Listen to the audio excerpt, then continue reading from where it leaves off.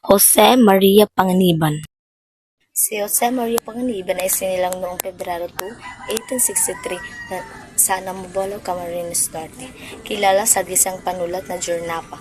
Ang Jornapa ay ginagamit niya ito sa kanyang mga sulat na tagda bilang propagandista. Karaniwan, noong panahon ng Espanyol, nagmagamit ang mga manunulat ng sagisag panulat upang maitago ang kanilang tunay na pagkakilanlan at makaisa sa panganib o pag-uusil ng pamahalaan. Natapos sa Colegio de San Juan de Letra at nag-aaral ng medisina sa University of Santo Tomas. Naging tanyag dahil sa husay sa pagtatalumpati at pagsusulat. Si Jose Maria Panganiban ay isa sa mga mahusay na propagandista noong panahon ng Espanyol. Ginamit niya ito sa kanyang talino at panulat upang may pahayag ang pagmamahal sa bayan at ang hangarin para sa pagbabago.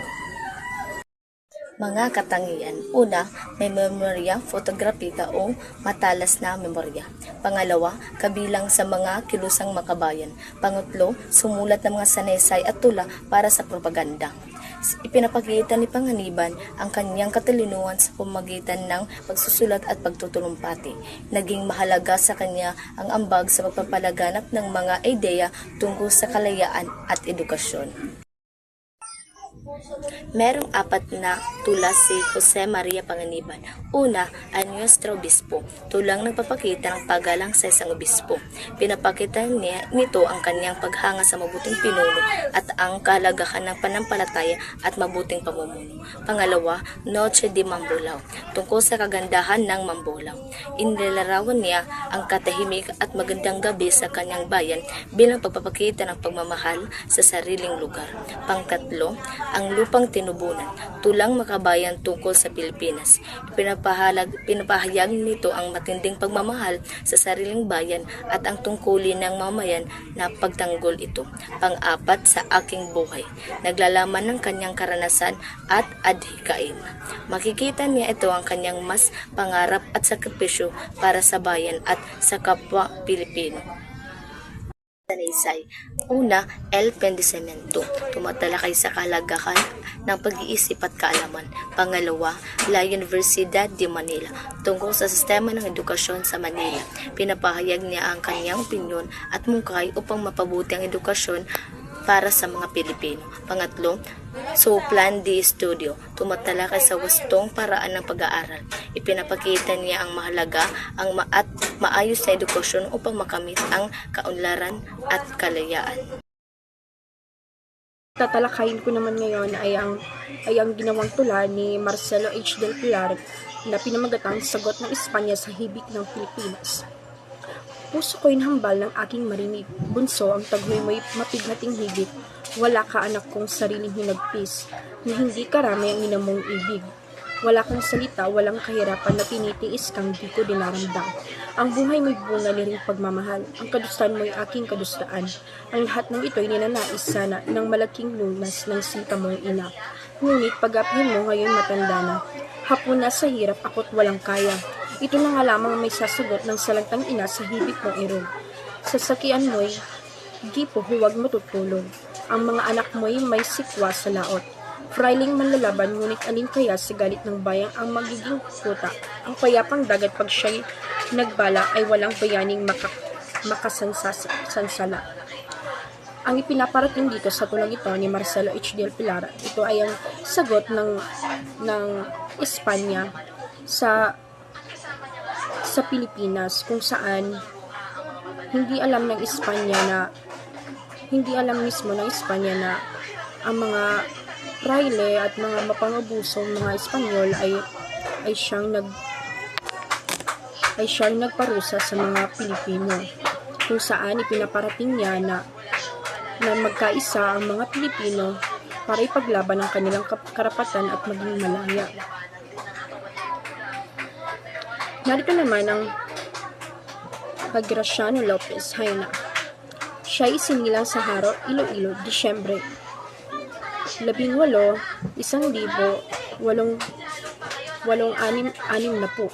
Isa siya sa pinakamagiting na henyo ng Pilipinas. Nakapagsulat siya ng higit 100 talumpati. Siya rin ay nagtungo sa Barcelona sa tulong ni Don Claudio Lopez. Siya rin ay nagtatag ng pahayagang La Solidaridad noong taong 1887. Siya ay isang miyembro din ng Asosyasyon Hispano-Filipina. Namatay siya sa Barcelona noong Enero 1866.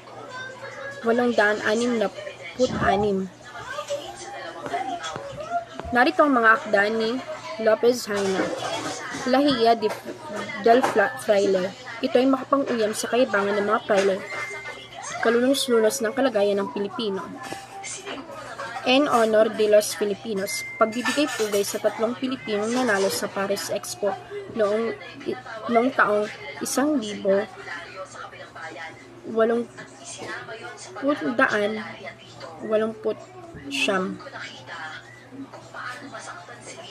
Pangatlo ay ang lahat ay pandaraya. Ito'y tungkol naman sa mayamang Filipina at isang pondo. Pang-apat, sa mga Filipino. Ito ay isang talumpating naglalayong mapainam ang kalagayan ng Pilipino. Pangliba, mga kahirapan sa Pilipinas.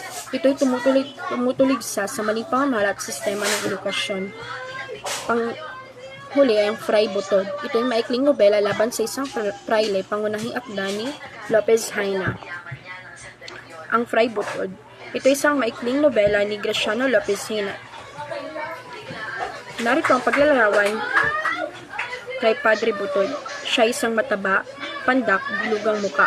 May mapulang ilong, malaking butas ng ilong, maliliit na mata, mapanlinlang na tingin, usosero, mahilig sa babae, pabaya sa tungkulin. Ang layunin ng akda nito ay tulugsay ng masasamang gawi ng mga praile. Ituro ang mga maling pagpapakita ng Kristyanismo. Ilarawan ang tunay na kalagayan ng Pilipino sa ilalim ng mga fraile. Ipamalas na ang mga fraile ay hindi kahuwaran ng kabutihan. Antonio Luna. Siya ay sinilang sa Obispundo, Maynila. Oktubre 29, 1868. Siya ay parmasyotiko, nagtapos sa Universidad Central de Madrid. Siya ay isang manunulat sa ilalim ng sagisag panunulat na taga-Ilog. Itinapon sa Espanya dahil sa paghinala ng pagsali sa mga manghihimagsik. Siya ay naging general ng himagsikan, kahalili ni Aguinaldo bilang pandigma ng Republika Malolos. Napatay siya sa Cabanatuan, Nueva Ecija noong Hunyo 7, 1899. Narito ang mga akda ni Antonio Luna. Noche Buena. Ito ay konkretong paglalarawan ng aktwal na pamumuhay paniniwala ng mga Pilipino. La Independencia. Ito ay pinatnuguran niya. Ang pahayag nito ay tagapamansag ng mga maghihimagsik at ng unang republika.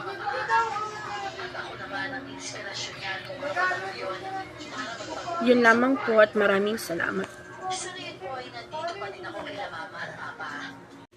Mariano Ponce at Pedro Serrano Lactao. Mariano Ponce ang mananalaysay, isang tanyag na kasapi ng kilusang propaganda na gumagamit ng mga saglisag panulat, nananing, kalipulago at tikbalang. Isinilang noong Marso 22, 1863 sa Baliwag, Bulacan. Malapit na katuwang nina Dr. Jose Rizal, Marcelo H. del Pilar at Graciano Lopez. China. Akda 1. El Folklore Bulaqueno, isang paglalahad ng kulturang tradisyon at mga paniniwala sa Bulacan. Akda 2. Unang excursion sa naysay na naglalarawan ng kanyang paglalakbay sa Catalona noong 1889. Pedro Serrano Lactao,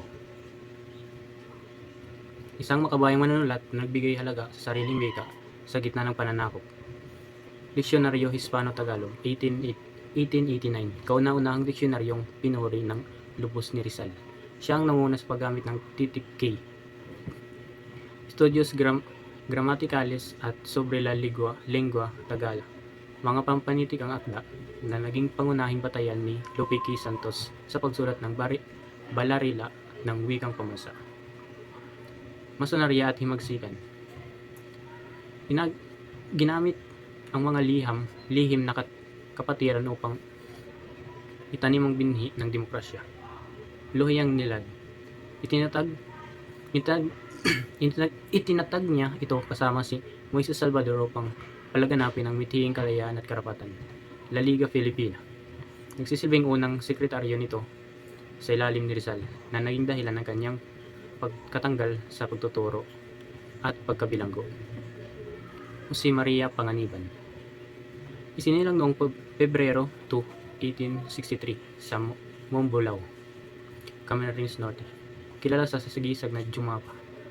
Siya ay kilalang manulat sa La Solidaridad na nagtataglay ng talinong kahanga-hanga sa UST at Espanya, mga akda. Sumulat siya ng mga tulang makabayan tulad ng Ang Lupang Tinubuan, Noche de Mambolao, at ang mapunang sanaysay na La Universidad de Manila, So Plan de Estudio, na tumutligsa sa lumang sistema ng edukasyon. Pedro Paterno, Makata at Novalists. Isinilang sa Santa Cruz, Manila noong Pebrero 17, 1857. Sumulat siya ng maraming akda tulad ng Ninay, ang kauna-unang nobelang panlipunan ng isang Pilipino, at ang kilalang koleksyon ng mga tula, Sampaguita de Osias Barrias.